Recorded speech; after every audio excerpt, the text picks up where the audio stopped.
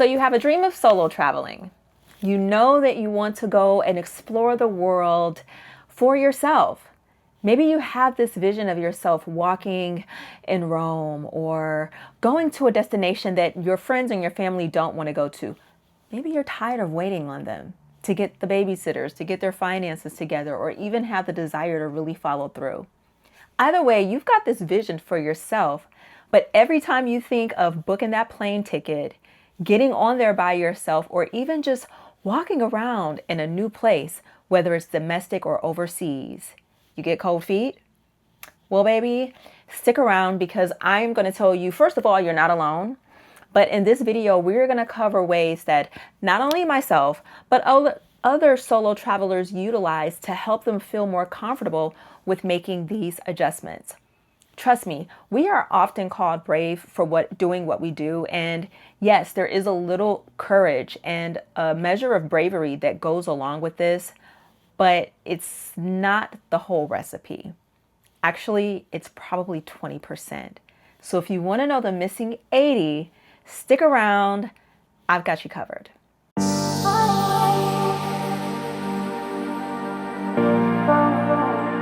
Everybody, I'm Lorato Marie, and you are watching Daughters Who Roam, where I share the honest side of solo traveling, living abroad, and exploring the world as a Black woman. In today's video, we are answering the question asked by a recent commenter, Orange Ocean 13. She says, I love the video. Thanks for sharing your journey. How did you get the courage to travel solo? I want to make the leap, but I'm so nervous about being alone and awkward, LOL. I do speak some Spanish and Brazilian Portuguese, but it just feels like a big risk to travel so far away with no one with me. First of all, great question. I did reply to her comment and question, but I thought that this is a video that needs to be made. So here I am, y'all. And Orange Ocean 13, thanks so much for the comment and the question. I hope that you do book your first trip and that you tune into this video. Y'all, make sure that you send this to your friends who are on the fence about traveling their first time solo, because I think this will help a lot of them, okay? So in this video, I'm not only going to answer the question, I'm going to share a little bit about my story, but mainly I'm going to tell you the protocol that I've used to make sure that we feel comfortable when we're making these excursions, these pilgrimages, right? Because at the end of the day, being fearless is like 20% of the recipe. Many of us have fear when we get on those flights, y'all. I mean, there's a certain level, even if you're not afraid of like, oh my God, it's my first one, and you have all of these overwhelming thoughts, there are still concerns. And as we travel and we start to fall in love with solo travel, we may open up our gaze to different places that have more security risk. For instance, Brazil. Brazil was not a place that I thought I could ever go to because it seemed very dangerous. It carried a higher risk than, say, a Mexico or Portugal, more beginner-friendly travel spaces. So, yes, fear can be present and you can still move and have a good time with it. In fact, fear can help you prepare better to have an even better time when you arrive. So let me tell you about how I started. First of all, I was scared. Okay. I was scared, y'all. And I have been wanting to solo travel for many years. I remember in 2014, I was working as a makeup artist, had a great clientele base, right? A great client base. And my goal was to spend the summer, because I got fired.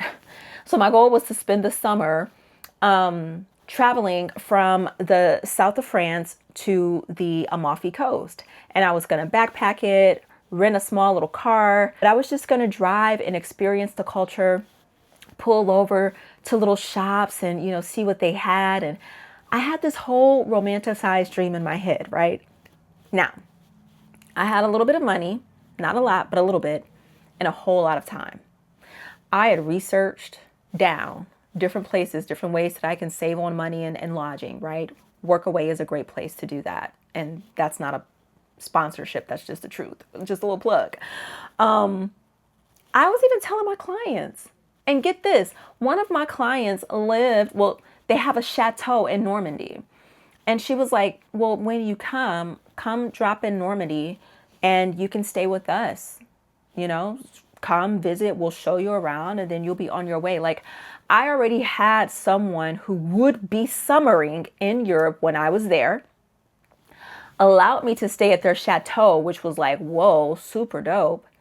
And girl, I still didn't book that ticket. Y'all, I don't know what, I do know what it was. I was afraid. I was afraid of taking the leap. And sometimes you can't name the fear, right? So I'm just going to go through the list of what Orange Ocean 13 shared with us. Okay. After we talk about those, I'm going to go into the protocol that I use when I am preparing to travel, because I think that if you just use a mustard seed of your faith and plug it in with this protocol, you can book your first solo travel trip. All right. So let's get into it. The first thing that Orange Ocean 13 said was that, you know, safety is a concern. Safety is a real concern, no matter where you go in the world. But one thing that I want you to keep in mind is this. If you are living in the United States, you're living in a very dangerous country, right now, especially as a person of color. And so what that means is, in many ways, your nervous system has already been prepared to spot and locate dangerous situations and get you out of it, which is partially why a lot of people are looking to, get out, because it's like, this is too much. So there's some things that have already been ingrained in you, programmed in you, that will help you spot concerns. In fact, I would wager that when you go to different places in the world, you may feel like you're overly concerned because the element of danger is just not as present, particularly when you're going to beginner-friendly travel spaces, okay? So while there is an element of safety, I think that if you pick the right places to go to, and if you're strategic about the areas that you stay in, and you follow this protocol, you would be just fine, all right? But safety is a very valid concern. Another concern is loneliness. Child, it depends. Loneliness really kicks in, or started to kick in for me at about month 2. Yeah, it was like month 2, 2.5 in Portugal. But before then, especially on your first trip, nah. You're going to be set up. You'll have things to do. You will be meeting so many people. And this is what a lot of folks don't really get. When you start traveling abroad and you're by yourself, you become more approachable. And that means for good things too. Like, we usually have people to come with us to create a shield. If you think about it, girl, just come on this trip with me. Even if it's your sister that gets on your nerves, even if it's your boyfriend or whomever, you're just like, I don't want to be by myself. You think that you're shielding yourself from danger when you could really be shielding yourself from meeting new friends. And let me tell you, it is so easy. You will make so many friends. You're going to meet other solo travelers. You are going to be on tours with people who are so intrigued and fascinated by you using that little bit of courage that you mustered up to come all the way over here. And they're going to be kind to you. In most cases, y'all, people are much nicer than they are here. I hate to say it, but it's true. All right. So the loneliness is a thing, but if you're not going for a long stretch of time, I think for your first trip, you'll be fine. And there are things that you can do with loneliness, but that's a whole separate video, okay, if you're going to be traveling long term. Now, looking awkward, I mean, you might, but in most cases, you're not. And here's why. When you're going to a place that is, first of all, beginner travel friendly, which I'm going to list some of the places. When you go to a place that has an infrastructure already built up for tourism, you just look like a tourist. People are really concerned with their own lives, and because there's already a presence of tourists, it's nothing new to them, okay? Now, if you were going to China, I would say, baby, let's not do that because you will be feasted on in so many words, people looking and taking pictures and things like that. But no, no, babe. I think that you would look a lot less awkward than you think. And we also have some things set up for you to just kind of drown out that noise, right? Imagine you go into a coffee shop and you want to test the coffee and just like you're in Portugal, you want to eat a pastel de nata and have some of their amazing espresso, and you feel nervous about doing that yourself. Bring your Kindle, read a book. As a matter of fact, I recommend everyone pick a fun book, a great book, a romance novel, something that you normally never read, and get lost in it while you're traveling. It can be such a good time. And that is one of the emotional anchors that we also list in the protocol, that I list in a protocol. We'll get to that later. And then lastly, just not really knowing what you're doing. I think that if you feel awkward, it's because you feel like you look as if you're just roaming around, like you don't know where you're going. But babes, every day you're going to have a place to go. And in those moments when you're not going where you're supposed to go and you're intentionally roaming, you're intentionally soaking up the culture, there's a different thought process that happens when you're doing that. It's more of you observing them versus them observing you. Okay. So now let's get into the method that I created. It's called Soft Landing Place. And this is something that I use to set up every time I go traveling. I may not hit all of them, but I always hit most of them. And I think for you, my dear, it's going to change the game. So far, if you're liking this, please comment below, like the video, and share this with that friend that has been talking about solo traveling but has not bit the bullet. She's going to need this too. All right, so we're going to get into the soft landing method. It's an acronym that I came up with in chat. I'm going to be honest, but chat didn't come up with this method for me. I told them this is what I do, and let's put it into the video. And they were like, oh, that's cool. We can make it into whatever. Okay, so the acronym is called PLACE. P is for place, L is for landing people, A is for activities, C, your contingencies, safety, and E is for the emotional anchors, right? When you start to just feel a little dysregulated, how do you ground again? How do you become one with yourself again? So really quickly, let's wrap this up with these. Place. First thing I want you to do is pick a beginner-friendly place.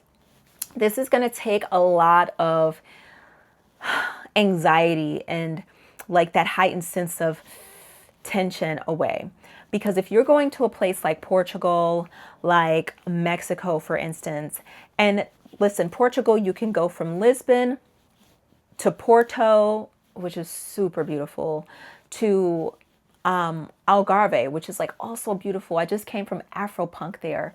Y'all, the beaches are incredible. They're so beautiful, so chill. Baby, I was topless in Algarve. I'm not gonna lie, I was. For a whole summer, it was great. So my point is, you're safe, right?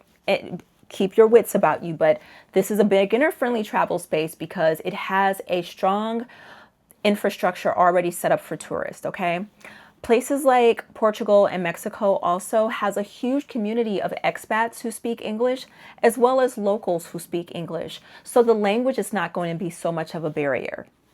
Now, while Portugal may be a 12-hour flight, for many people, Mexico is like a 6-hour flight or a 3-hour flight. So there is a closeness to home. Thailand usually makes this list as well. A lot of people, because in Thailand they do speak English, it is notoriously safe. I'm placed for several years now, but it is a bit of a longer hike on the flight. So that's why it's not really the top for me, but I'm just going to throw it in there to round out this to number 3, okay? Another thing about the place is the neighborhoods. When I was planning my trips, I went through Reddit, I went through Google, and I wanted to know what is the safest area to stay in for a first time. I always put this in. For a first time traveler, what are the safest places to stay in? And usually I would pick a place, depending on budget, that was either right there or somewhere close to those places. That's how When I ended up in Cape Town, South Africa, I stayed in Camps Bay because I knew Camps is where it's at. That's where you're going to be the safest, so you may as well splurge. And that brings me to my next point. No, you don't have to spend a lot of money on your first solo travel trip, but I would not spare the expense of where you're staying and staying in a safe place for a budget. So when you're going on Airbnb, even if you find a place that's really close to that neighborhood, that could be cool, but look at the reviews. I don't get anything that doesn't have at least a 4.9 on Airbnb. All right. And so you want to look through those reviews. Oftentimes people will tell you if this place is walkable. That's another important one. Make sure that that place is walkable because it gives you the opportunity to go outside and venture and really feel more comfortable in the space. When you go to places that are not as walkable, it can feel a little more intimidating, okay? Transportation is important. Having like a safe metro system or an Uber system is really important. Places like Colombia, folks went there and they were not aware that the taxi situations can be incredibly dangerous. And you know, it was, I think, a year ago that 3 women had almost gotten sexually assaulted and kidnapped. So you want to make sure that you're using transportation like a metro or an Uber where it can be traced digitally where you are. And read the reviews, y'all. Okay? But get into a safe neighborhood that's walkable. Always look at the reviews and pick travel-friendly places for beginners at the gate. All right? Now, this is where it gets fun. The landing place. So the landing place or the landing crew, this is what I mean about you not feeling like you're alone.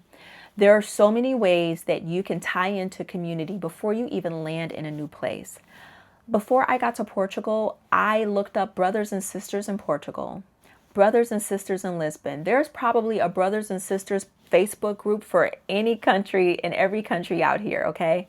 Some are more active than others, but look up Black in Portugal, all right? Look up these different groups and join, become part of them. Place a picture up, show your face, and let them know, hey, I'm planning on being in this area at this time. Are there any events going on that I can tie into? Do you guys have any recommendations on homes? These areas are usually very searchable too, like these groups. So if you don't want to just go out with the question or you're a little nervous about that, you can always search within the group. And 9 times out of 10, your exact question has already been answered. All right. But why I do like the Facebook groups and I like the WhatsApp groups is because people will start talking to you. And as you start talking to people, there's a familiarity that grows. And with that familiarity comes some form of community where you know that, okay, I'm going here. You may even have a coffee date set up with someone before you go. That's how easy it happens. Now, you know, I wouldn't be desperate for it because you want to attract the right energy for you, and desperation never attracts the right energy. But put yourself out there and fill out what aligns, right? Another great way to connect with people is through WhatsApp groups.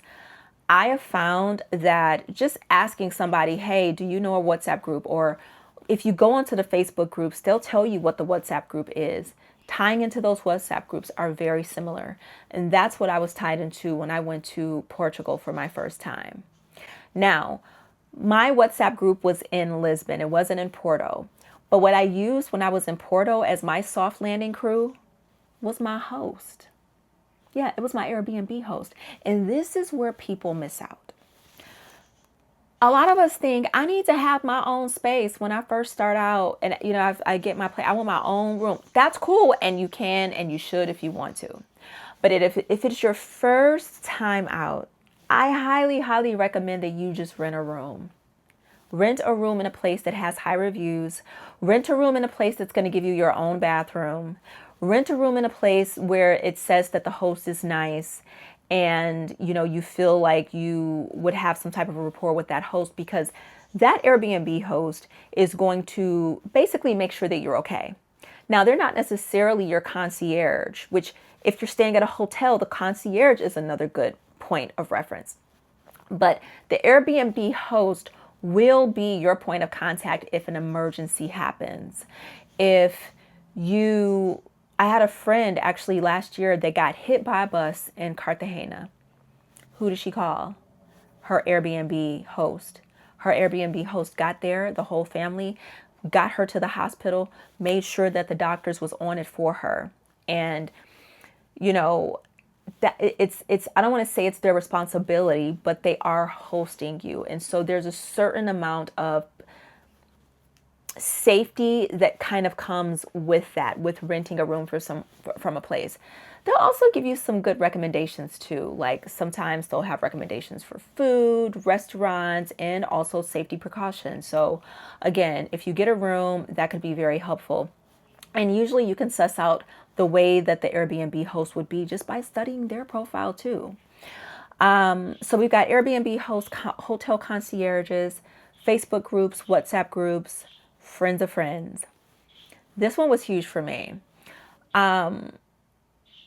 When I took my first trip to Costa Rica, it was a friend of a friend that was like, hey, my girl stays out there. I'm going to make sure she gets with y'all and takes you to dinner and shows you around a little bit. And she did, and it was great.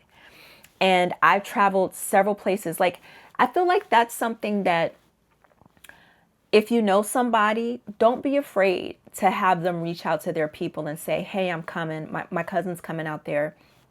Could you look out for her? Most people are happy to host you. And it's not for the whole dang on trip, but taking you out to coffee and giving you some pointers and filling you out, a lot of people will do that. Okay? So that's just a huge plug. I've had that happen all over the world, and I've been that for people. And, you know, where I'm like, hey, I've got a friend here. I'm going to connect you with them. Because in this community, we are all lighthouses for one another. And that's on P. Okay, moving on. Walking tours. Now, if all else fails, or even if you have everything else lined up, but you're like, I want to have somebody to hang out with, or I just want to be able to see the place and not walk around by myself. I don't feel comfortable roaming around by myself, Lorado. Then book a free walking tour. This is something I recommend that you do at the beginning of your trip. Like the first 2 days in, get you a walking tour. They're free. You will more than likely meet other travelers, whether solo travelers or groups. If you befriend them, then guess what? You've got a new group of friends, but you also got to be on foot in the place that you're at, seeing the sights, understanding what you're taking in, as well as meeting people at the same time. I have met some cool people on walking tours. I have met people who I've hung out with on walking tours. Met people that I still talk to this day on walking tours. And I have met several friends just traveling, just like in the most random spaces. So the last one that I would say, hostels. Hostels can be huge. I just recently went to Rio de Janeiro, which was a place I was also a little intimidated by. And I stayed in a hostel. It was basically all women on one floor. It was probably one of the best hostels I stayed in. And I met folks there. I had people that were willing to go hang out with me. In the Airbnb space that I got, there was a room. There was a girl that was in the other room. Me and her hung out in Salvador Bahia. She was freaking Brazilian. So she's showing me all of the things. I'm like, man, you can't make this up. It's about putting yourself out there. I hope that's not too intimidating, but take what works for you. Even if you take just 2 of these things, they could really set you up to have someone that you can tie into when things get rough, okay? I had an incident in Lisbon that I'll talk about later where I was shook, I was shocked, and I was just out of it. And I tied into that Lisbon group. I had gone out with them for co-working. I was a little active in the WhatsApp. And when that incident happened, I was like, hey, this just happened to me. And, you know, I'm just letting y'all know. And they were like, oh my God, can we support you? Is there anything we can do? I'm so sorry. I'm offering prayers, like these types of things, right? So it's not always a given, but oftentimes we are going to help one another. And keep that in mind. People are not a lot nicer than you think. A is for activities. Now, I talked about the walking tours, right? That's great. But you also want to have an activity for every day that you are in these places. For instance, if you're booking a 4 or 5 day trip to Lisbon, okay? Maybe on day one, you're in Lisbon. Maybe you're going to do the Black in Portugal tour, which I highly recommend with Nikki. Maybe you're going to do Sintra and take a bus to see all of the beautiful castles in Sintra on day 3. On day 4, you're going to Cascais. And on day 5, you're going to the Light Museum. Whatever it is, you want to have one thing set up for at least 4 out of the 5 days that you're there, including the walk-in tour. That gives you a place to be. Okay, you can go on Airbnb and they'll tell you the experiences that you can set up for yourself, which I did, or Viator or Get Your Guide or any of those. But just having one thing set up per day could be huge because you're still getting to see the place and it's a tour in most cases, right? Now, I do want to talk about the contingencies, but I kind of want to leave that last. So just let's pretend that we talked about contingencies, which is the C, and we're going to talk about the emotional anchors. When you are on these excursions, for instance, you take a tour bus with a bunch of people, and maybe you're nervous about talking to them. Maybe you just don't want to sit around and look crazy. Bring your Kindle, bring your journal, create a cool playlist from all of the music that you're hearing. I love to do that. Whatever country I go to, I'm always listening, Shazamming, and creating my playlist per country. But my Kindles have been my companions. My journals have been my companions. And so whenever I felt like I just want to be to myself right now, I had a reason to be, right? And it wasn't on Instagram or anything like that, which some people do. But I personally like to keep my travel to myself until I return home and then I share. I also feel like that's a safety protocol as well. So those are the emotional anchors.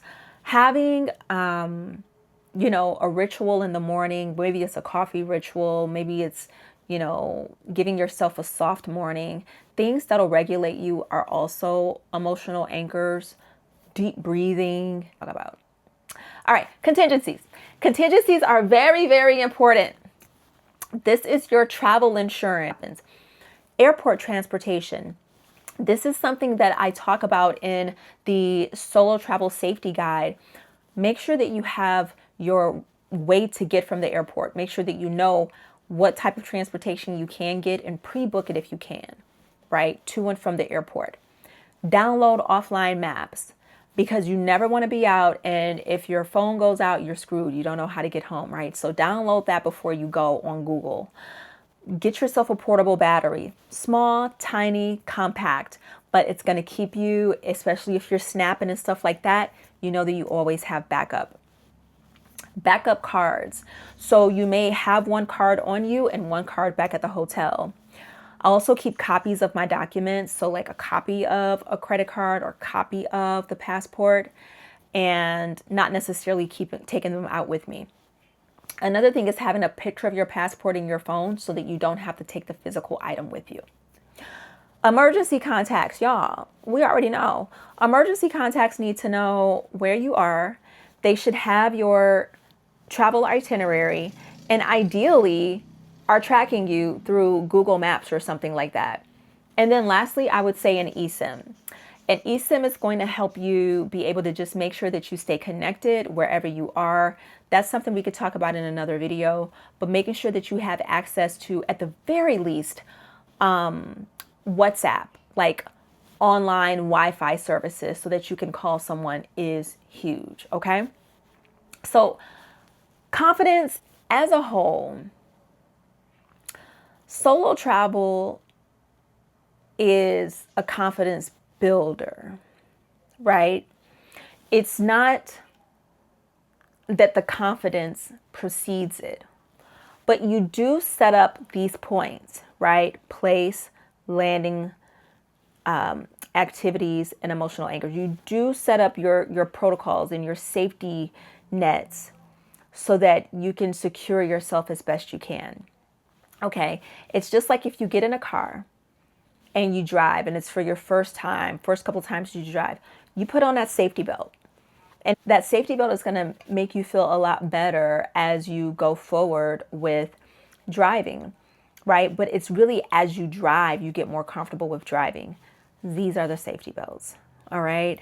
So preparation will build your confidence, and every trip will teach you, I promise you, at the end of the day, every single trip will teach you to trust yourself more.